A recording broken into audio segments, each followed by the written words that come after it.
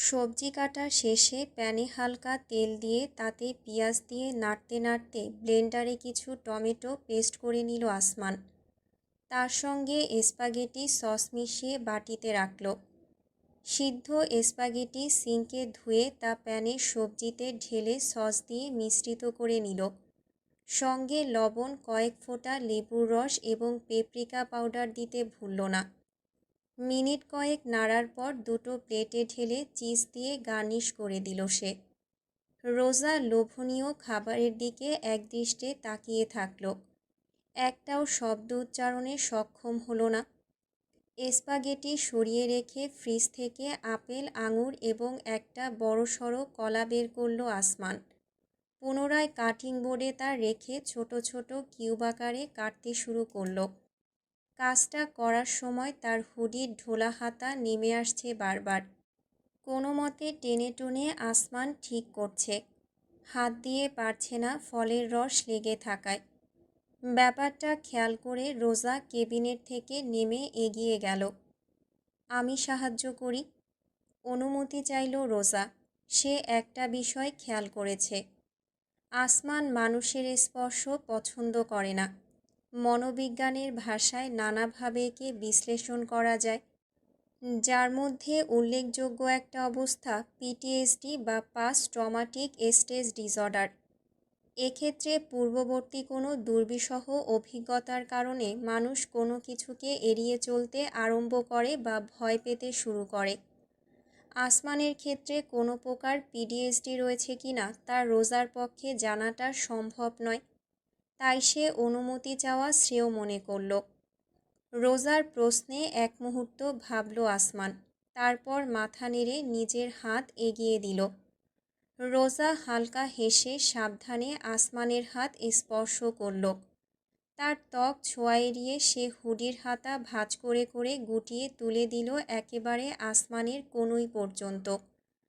প্রথমবারের মতন আসমানের অতিরিক্ত শুভ্রতর ত্বক এতটা কাছ থেকে লক্ষ্য করার সুযোগ পেল সে।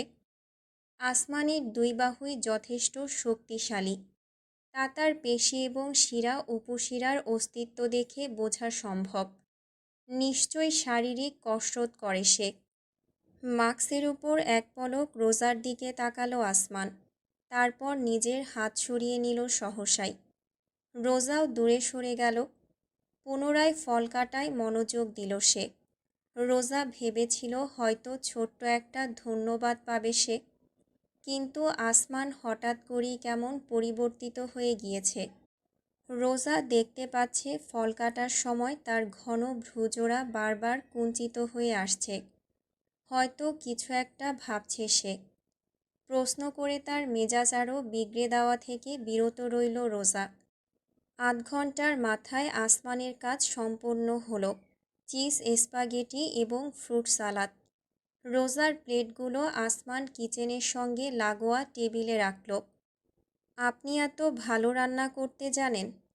দীর্ঘ নীরবতার পর বুলি ফুটল রোজার। আসমান তার দিকে এক পলক তাকালো।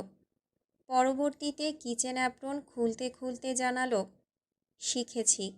ও, কারো কাছ থেকে নাকি আমার মতন ইউটিউব দেখে? রোজা ভেবেছিল এই প্রশ্নের জবাব আসমান দেবে না, কিন্তু কিচেন টিস্যু দিয়ে চুলার চারিপাশ মুছতে মুছতে মৃদু কণ্ঠে আসমান জানালো, একজনের কাছ থেকে। এইটুকুই। রোজাও খুব বেশি চাপ প্রয়োগ করল না। আসমান টিস্যু ডাস্টবিনে ফেলতে গেলে টেবিলের উপর রাখা তার ফোনটা কোমল রিংটোনের শব্দে বেজে উঠল। কাছাকাছি থাকায় রোজা সেটা তুলে আসমানের দিকে বাড়িয়ে দিল। তবে কলার আইডি সে দেখে ফেলেছে ইতিমধ্যেই, বাবা। এই নামেই সেভ করা। আসমান ফোন রিসিভ করল রোজার সামনেই। নিজে থেকে কিছুই বলল না।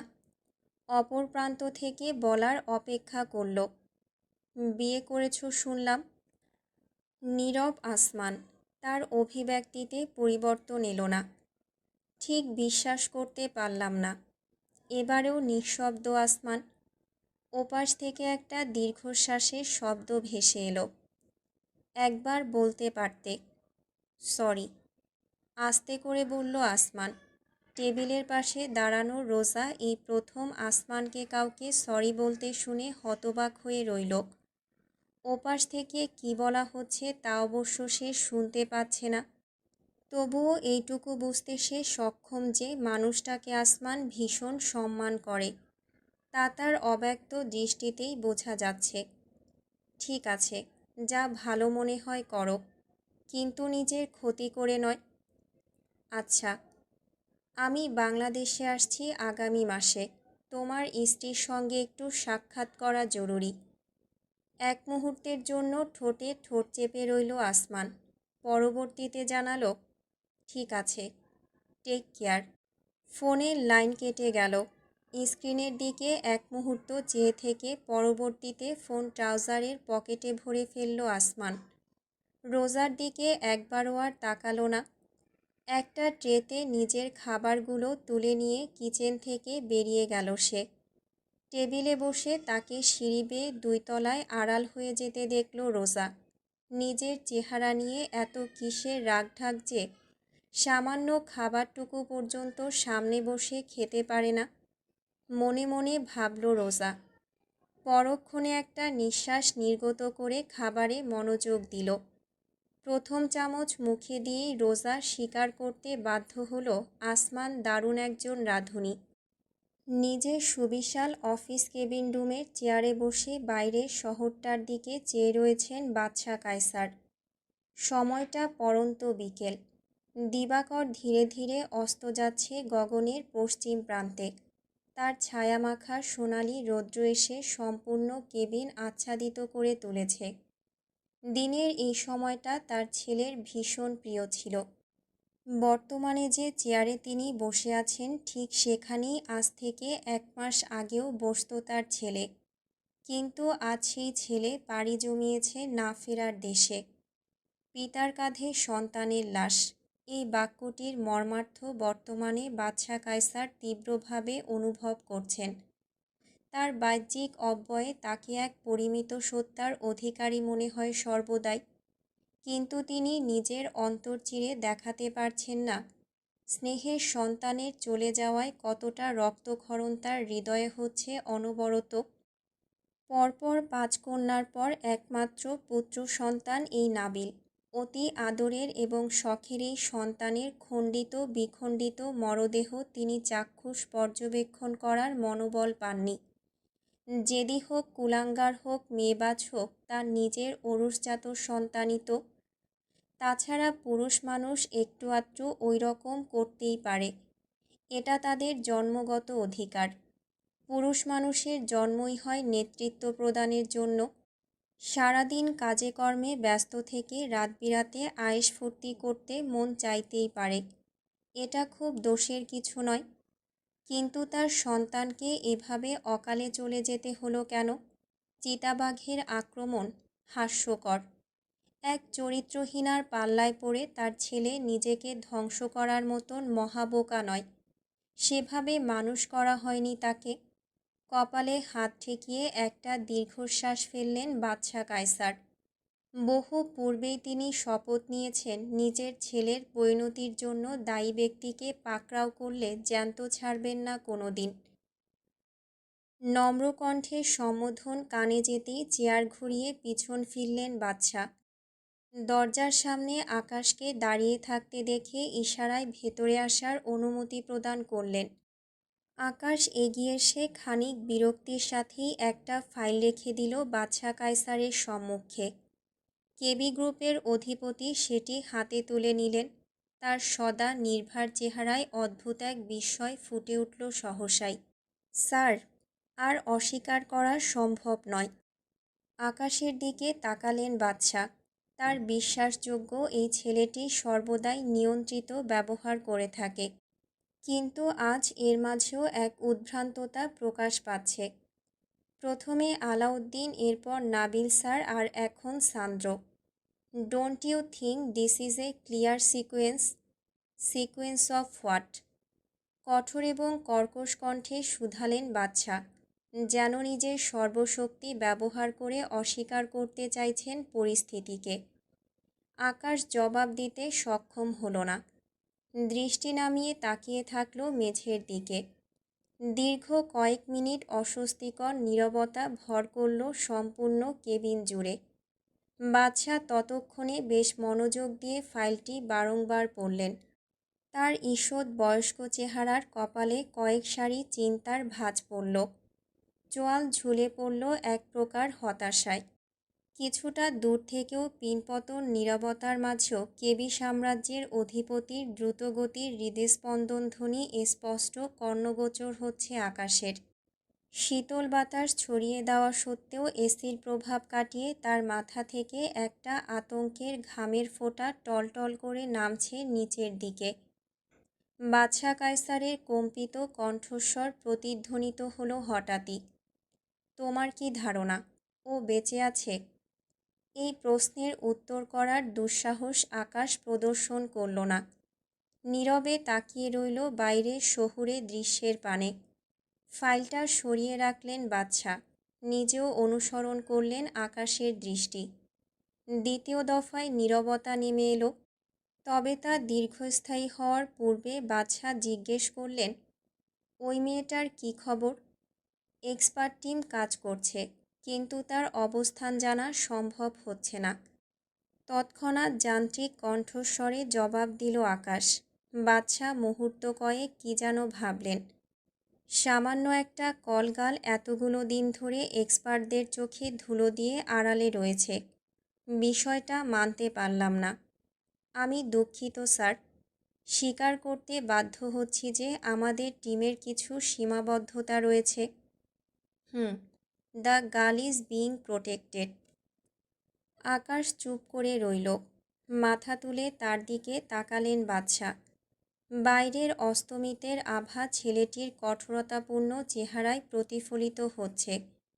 কলপ দেওয়া চুলের মাঝেও গুটিকতক পরিপক্ক চুল রূপোর ন্যায় চিকচিক করছে।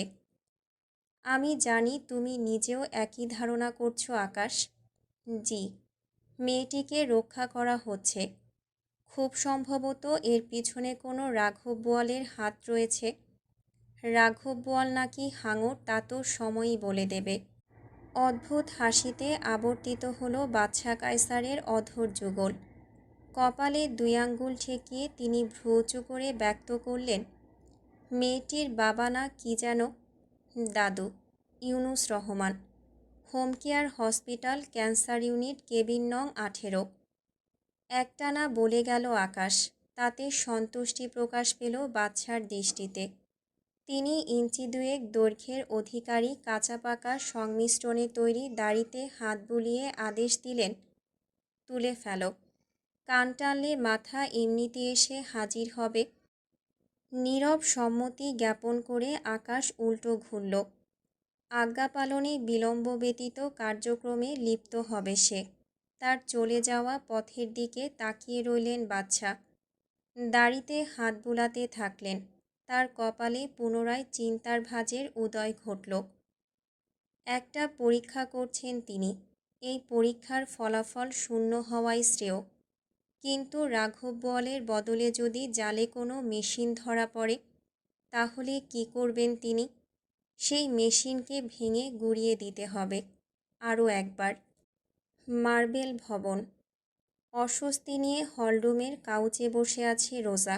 তার মুখোমুখি বসে পায়ের উপর পা তুলে তার উপর আবার ল্যাপটপ রেখে কিছু করে চলেছে চারুলতা। মেয়েটার পরনে আজ টি শার্টের বদলে টপ, সঙ্গে 3/4 প্যান্ট। গোলাকার ফ্রেমের চশমার লেন্সের আড়ালে খানিক ফ্যাকাশে বর্ণের চোখজোড়া এক মাধুর্যের দ্যুতি ছড়াচ্ছে। আসমান বাসায় নেই। সে গতকাল রাতেই কোথাও বেরিয়েছে। অবশ্যই কোথায় গিয়েছে এবং কেনই বা গিয়েছে তার কোনো ধারণা রোজার নেই। ঘুম থেকে উঠে ফ্রিজের সাথে চুম্বক দিয়ে আটকানো ছোট্ট একটা নোট পেয়েছিল সে, উইল বি লেট। এইটুকুই। লেখাটুকু বুঝতেও বেশ বেগ পোহাতে হয়েছে রোজাকে। হয়তো খুব তাড়াহুড়োয় লিখেছে, না হলে বিরক্তি নিয়ে লিখেছে। লিখেছে যে এই বেশি, না হলে আসমান উধাও বলে আরেক চোট পোহাতে হতো তাকে। বাড়ি ফাঁকা পেয়ে আজ তাই গোটা সকাল রোজা একা একা চিন্তা ভাবনা করে কাটিয়েছে। কিভাবে দাদুর চিকিৎসার জন্য টাকা জোগাড় করবে। আসমান নাবিলের বেলায় 5 লাখ টাকা দিয়েছিল, তেমনটাই চুক্তিবদ্ধ হয়েছিল তারা। কিন্তু সান্দ্রর বেলায় সেসব নিয়ে কোনো কথাই হয়নি। তাদের মাঝে যে কন্ট্রাক্ট, তাতে নিজেকে রক্ষা করার বিনিময়ে আসমানকে সহযোগিতা করছে রোজা, টাকার বিনিময়ে নয়। তাই আসমানের কাছে নতুন করে টাকা চাইতেও তার লজ্জাবোধ হচ্ছে। এমনিতেও এই মিথ্যা সম্পর্কের বাহানায় তার সম্পূর্ণ ভরণপোষণ বর্তমানে আসমানের উপরই নির্ভরশীল। নিজের থাকা খাওয়ার জন্য কোনো অতিরিক্ত খরচ তাকে করতে হচ্ছে না। ছেলেটা প্রচুর অর্থের মালিক, কিন্তু তাই বলে কি তাকে এভাবে ব্যবহার করা সম্ভব? রোজার বিবেকে বাজছে। অর্থের যে খুব প্রয়োজন তার, কি করবে? সন্ধ্যার পর হাজির চারুলতা। নিজের বানানো পুডিং নিয়ে এসেছিল। আসমান নেই জেনে আর ফিরে যায়নি। গল্প জুড়ে দিয়েছে রোজার সঙ্গে। যেহেতু ডেলিভারি দেওয়ার সময় চারুলতা তাকে একবার দেখেছিল, তাই নিজের অতীত নিয়ে খুব একটা মিথ্যা বলেনি রোজা। সত্যির সঙ্গে মিলিয়ে মিশিয়ে তার এবং আসমানের অদ্ভুতরে এক প্রেম কাহিনী তৈরি করেছে সে। সেই ছিল কি এক বৃষ্টিমুখর রাত। একটা হোটেল রুমে নীলের সঙ্গে রাত্রিযাপন করেছিল আরিয়া। অন্য সব কাস্টমারের মতো নীলকে ভুলে যেতে পারেনি সে, যেমন পারেনি নীল নিজেও। পেরিয়ে যায় কতগুলো দিন। হঠাৎ একদিন বাড়তি উপার্জনের আশায় সে যখন চারুলতাকে কিছু ডেলিভারি দিতে আসে, তখন নিজের পেন্ট হাউসের জানালা থেকে আরিয়াকে দেখতে পায় নীল। তারপর আর কি, চলে অনুসরণ। আরিয়ার কষ্টের জীবন সহ্য করতে না পেরে নীল বিয়ের প্রস্তাব দেয় তাকে তৎক্ষণাৎ। আরিয়াও খুশিতে অশ্রুসিক্ত হয়ে নীলের বুকে ঝাঁপিয়ে পড়ে ভালোবাসা জাহির করে। লায়লা মজনুর অমর প্রেম কাহিনীর শুভ সমাপ্তি ঘটে। নিজের কাহিনী শুনে নিজেই তাজ্জব বনে গিয়েছিল রোজা। কিভাবে সম্ভব হলো তার পক্ষে সবথেকে বাকোয়াস এই গল্প রচনা করা? সাহিত্যের নোবেল পরের বছর তার নামে উৎসর্গ হলো বলে। শুধু সময়ের অপেক্ষা। তার সব কথা শুনে চারুলতা মুচকি হেসে বলেছিল, তাই বুঝি? মেয়েটির হাসির অন্তরালে কত কি লুকায়িত ছিল তা উদ্ঘাটনে ব্যর্থ রোজা। নিজের ভাইয়ের মতন বোনটিও যেন রহস্যের চাদরে ঘেরা, যদিও সদা উৎফুল্ল থাকে সে। তবুও অদ্ভুত এক অমানিসার অস্তিত্ব তার অব্যয়ে টের পেতে বেগ পোহাতে হয় না রোজাকে। কিছুক্ষণ আগেই রোজার পরনের কামিজের সেলাই খুলে যাওয়া অংশ নিয়ে কথা ওঠে। সে আগে খেয়ালই করেনি টান খেয়ে কখন খুলে গেছে। পোশাক আশাক নিয়ে কথা তার ড্রেসিং রুম পর্যন্ত গড়ায়। রীতিমতো তোলপাড় চালিয়ে বেছে বেছে গোটা তিনেক শাড়ি আর চারেক কামিজ বাদে সব কিছুই ভাগাড়ে ফেলেছে চারুলতা। তারপর ল্যাপটপ নিয়ে বসে যায় নিজের ভাবির জন্য নতুন পোশাকের অনলাইন শপিংয়ে। এটা দেখো আরিয়া। চারুলতা ল্যাপটপের স্ক্রিন ঘুরিয়ে ধরতেই রোজা ভাবনার জগৎ থেকে বাস্তবে ফিরল। চোখ পিটপিট করে দেখল ফ্লোরাল প্রিন্টের কিছু ফ্রক, দৈর্ঘ্যে রোজার হাঁটুর নিচ অবধি পড়বে। সঙ্গে চাইলে প্যান্টের ব্যবস্থা রয়েছে। সুন্দর না? হুম। ম শব্দটি আর উচ্চারিত হলো না রোজার কণ্ঠ থেকে। নিচের ট্যাগে দৃষ্টি আটকে গেল তার। 4,000? একটা মাত্র ফ্রক কিনা 4,000? রোজাকে হতবাক হয়ে তাকিয়ে থাকতে দেখে যেন বিনোদিত হলো চারুলতা। হাসতে হাসতে জানালো, এগুলো ইম্পোর্টেড, চীন আর কোরিয়া থেকে আসে। জিভ দিয়ে শুকনো ঠোঁট ভিজিয়ে নিল রোজা। বুঝতে পারল না তার কি বলা উচিত। চারুলতা থেমে নেই। কার্সর সরিয়ে সে একটার পর একটা দেখিয়ে চলেছে। 5, 10, 20, 30,000, এমনকি লাখে গিয়ে ঠেকল কিছু শাড়ি। শেষমেশ 45,000-এর আসমানি বর্ণের এক গাউনে থামল চারুলতা। মিষ্টি হেসে জানালো, মনে হচ্ছে রংটা তোমাকে দারুণ মানাবে। হে। হাসার চেষ্টা করলেও রোজার হাসির শব্দটা আর্তনাদের মতন শোনালো। ঘামতে শুরু করেছে সে। কী করবে? এই পরিস্থিতি থেকে কিভাবে মুক্তি লাভ করবে? আগামী সপ্তাহে ইউফোরিয়া সোসাইটির ইয়ার পার্টি রয়েছে। সদস্য হিসেবে সকলেই সপরিবারে যোগদান করবে। আমাদেরও যেতে হবে। রেমান পরিবারের পুত্রবধূ হিসেবে যথাযথ প্রদর্শন প্রয়োজন। হালকা চোখ টিপ দিল চারুলতা। তাতে কিছুটা বিব্রত বোধ করল রোজা। এই মেয়ে আবার সেদিন শরবত খাইয়ে উপদেশ দেওয়ার মতন কাহিনী করবে না তো? রোজার ইতস্তত ভাববোধহয় লক্ষ্য করল চারুলতা।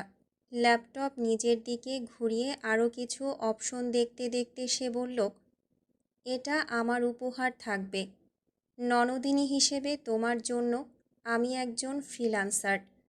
অতিরিক্ত তথ্যটুকু চারুলতা কেন প্রদান করেছে তা উপলব্ধি করতে ব্যর্থ হলো না রোজা। ফ্রিল্যান্সারদের উপার্জন এই দেশে মোটেও নগণ্য নয়। তাছাড়া রেমান পরিবার যথেষ্ট সম্পদশালী। না হলে এমন ভবনে একটা গোটা পেন্টহাউস ফ্ল্যাট এবং পোর্শের মতন গাড়ির মালিক হওয়ার প্রশ্নই আসে না। রোজাকে দেখিয়ে একের পর এক পোশাকের অর্ডার দিতে আরম্ভ করল চারুলতা। মূল্য হিসাব করতে করতে রোজার রীতিমতো বুক ধড়ফড় অবস্থা। চারুলতাকে থামাতে সে তার হাত চেপে ধরল। ব্যাস ব্যাস, অনেক হয়েছে, আর নয়। রোজার আতঙ্ক লক্ষ্য করে একগাল হাসল চারুলতা। হাসলে তার গালে টোল পড়ে, বেশ মিষ্টি লাগে দেখতে। ভ্রু দুলিয়ে দুষ্টুমির ভান করে সে বলল, don't worry, bro has platinum card. Say platinum card থাকুক আর কোহিনূর কার্ড থাকুক, তোমার ভাই এসব দেখলে আমাকে 19টা ছুরির গুঁতো দেবে না কিংবা কেটে কুটে বুড়িগঙ্গায় ভাসাবে না, তার গ্যারান্টি কি? বলতে চাইলেও বলতে পারল না রোজা, শুধু জোরপূর্বক হাসল। যেন কি এক মজাদার কথা বলেছে চারুলতা। ঠিক তখনই বিকট রিংটোনে বেজে উঠল রোজার ফোন। এক উদ্ভট মেটালিক ব্র্যান্ডের কর্কশ কণ্ঠে গান। গান না বলে তাকে অবশ্য শব্দদূষণ বলা শ্রেয়। ফোনের থেকে দূরে থাকলে রিংটোন না শোনা কিংবা ঘুমে থাকলে উঠতে না পারার ঝামেলা থেকে রেহাই পেতে এমন করেছে রোজা। দাদু যেহেতু হাসপাতালে, তাই যে কোনো মুহূর্তে ইমার্জেন্সির জন্য প্রস্তুত থাকতে হয় তাকে। পেন্টহাউসের প্রশান্ত পরিবেশের মাঝে উৎকট শব্দটি চারুলতাকে পর্যন্ত হতচকিত করে তুলল। রোজা দ্রুত ফোন হাতে নিল। কলার আইডিতে ডক্টর ওয়াসিম আহমেদ নামটি ভাসতে দেখেই রোজার বুকটা যেন মোচড় দিয়ে উঠল। তার দাদুর ডাক্তার। রাত বাজে 8টা। এর আগে মাত্র একবারই রাতে তিনি কল দিয়েছিলেন রোজাকে। প্রায় শেষ হয়ে গিয়েছিল সব আশাই সেদিন। কিন্তু স্রষ্টার আশীর্বাদে সেই যাত্রায় রক্ষা পেয়েছিলেন ইউনুস রহমান।